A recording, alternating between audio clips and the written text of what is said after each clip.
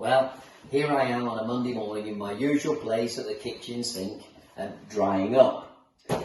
Now, I know that most of you who know me are amazed to find me in this situation. You'll know the kitchen is a room that I try to avoid as a general rule. And so there's no question that this is a bit disorientating for me.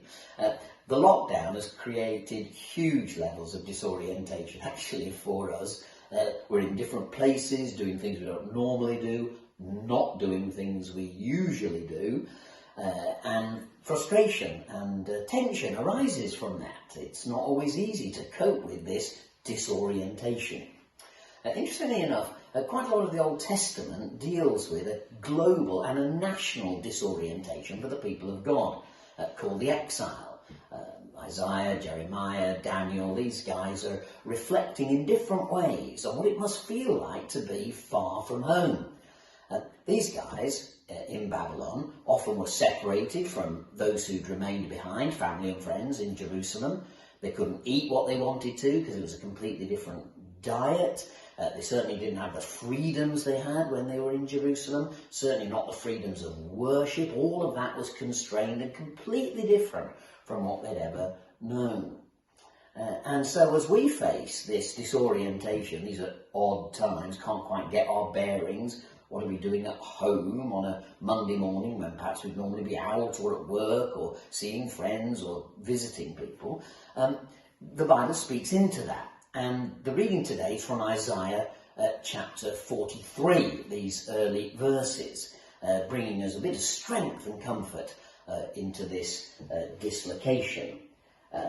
But now, this is what the Lord says. He who created you, O Jacob, he who formed you, O Israel. Fear not, for I have redeemed you. I've summoned you by name. You are mine. So God's people are told, wherever you are, it's a bit weird and you can't quite access the temple for worship and nothing quite fits, but I know your name and you're mine. And never forget that. And then he says, and when you pass through the waters, I will be with you. When you pass through the rivers, they won't sweep over you.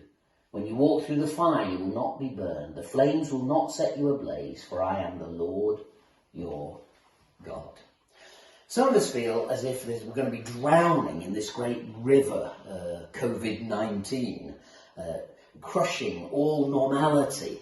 Some of us feel a bit like we're drowning as this lockdown continues on into the weeks that come, with no immediate end in sight.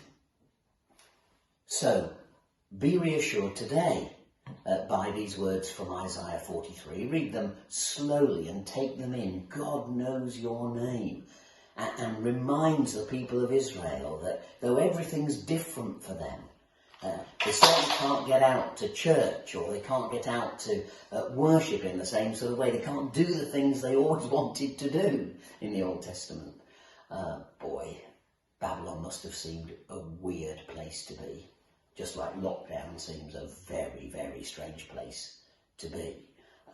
Here am I in my kitchen, most unusually. Goodness, those of you who know me might think I'm about to take up gardening any moment now as lockdown continues. Hopefully that won't happen. We won't get to quite that stage. So today, whatever you're struggling with or feeling perhaps a little overwhelmed by this whole thing, may you know God knows your name. May you know that this great flood, coronavirus, won't overwhelm you. That God knows about it. And in the strangeness of these times, he is no less powerful. He is no less with you. He is no less God. God bless you today.